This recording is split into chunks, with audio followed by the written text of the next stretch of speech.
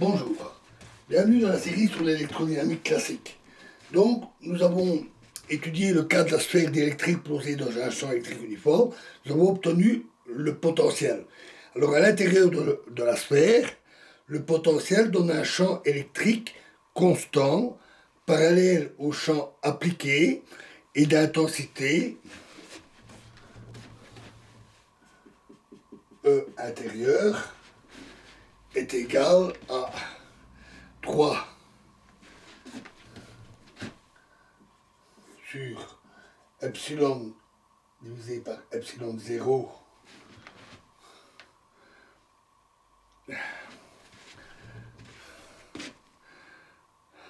plus 2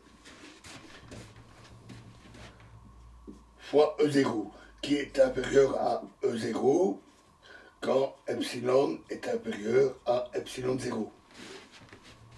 Ce qui est le cas pour la plupart, epsilon supérieur à epsilon 0, ce qui est le cas pour la plupart des matériaux.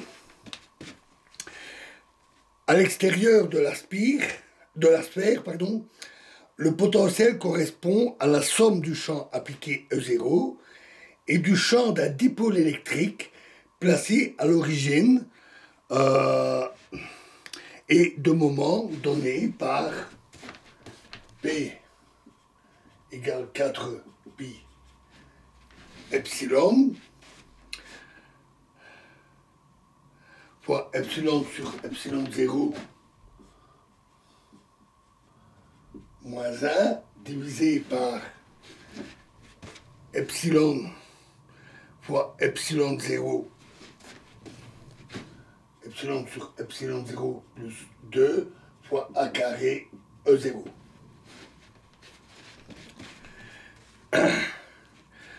Il est parallèle au champ appliqué.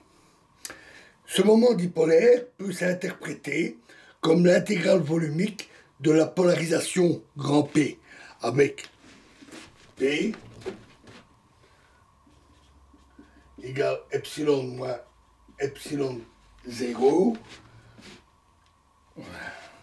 fois E égale 3 fois 3 epsilon 0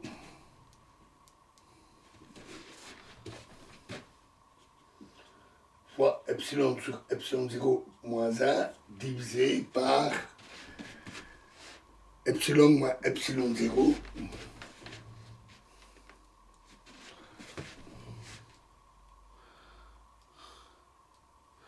epsilon sur epsilon 0 sur plus 2 fois E0.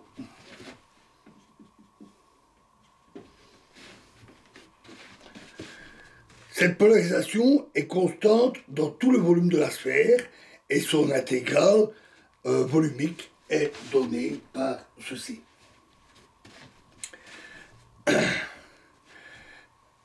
La densité de charge surfacique de polarisation est P, E potentiel, énergie potentielle, est égal à, non pas E potentiel, sigma, sigma pôle, sigma de la charge de polarisation, est égal à P fois R divisé par R, c'est-à-dire égal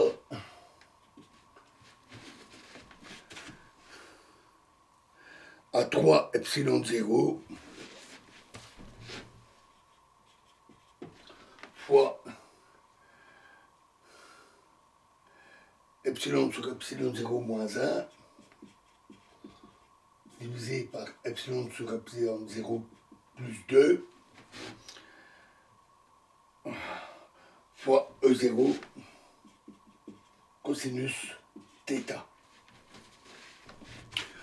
On peut considérer que cette polarisation produit un champ interne de sens opposé au champ appliqué, ramenant ainsi le champ de la sphère à sa valeur E int.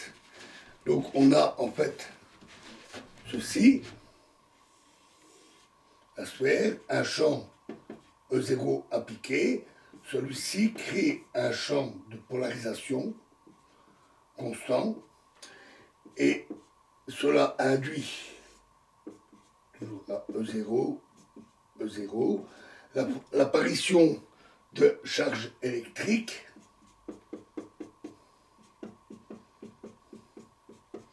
moins et plus, produisant un champ qui s'oppose au champ appliqué.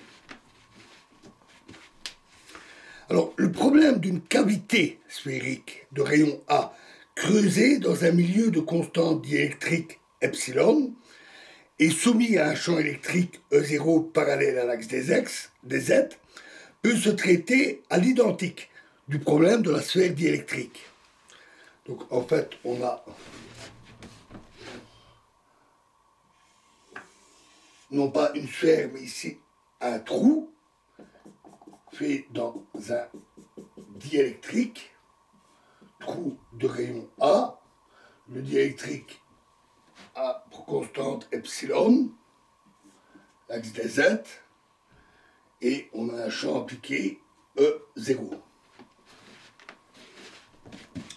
En fait, l'inspection des conditions aux limites, donc les développements qu'on peut faire pour le potentiel intérieur-extérieur sont exactement les mêmes, et l'inspection des conditions aux limites montre que les résultats pour la cavité se déduisent de ceux de la sphère en faisant la substitution epsilon sur epsilon 0 devient epsilon 0 sur epsilon. Donc on inverse simplement la fraction. Par exemple, le champ dans la cavité est uniforme, parallèle à E0, et a pour intensité E intérieur est égal à 3 epsilon sur 2 epsilon plus epsilon 0 fois E0. Il est cette fois-ci supérieur à E0 quand epsilon est supérieur à epsilon 0.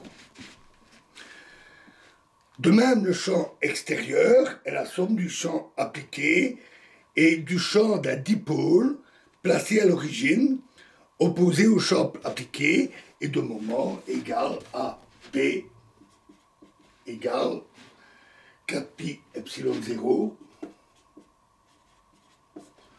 fois epsilon sur epsilon 0 moins 1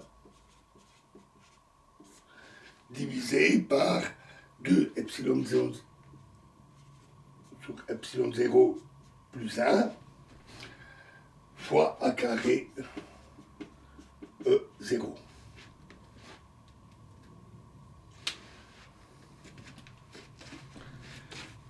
Voilà, et dans la prochaine vidéo, nous parlerons de la polarisabilité moléculaire et de la susceptibilité électrique. Donc nous verrons cela plus en profondeur. Je vous remercie.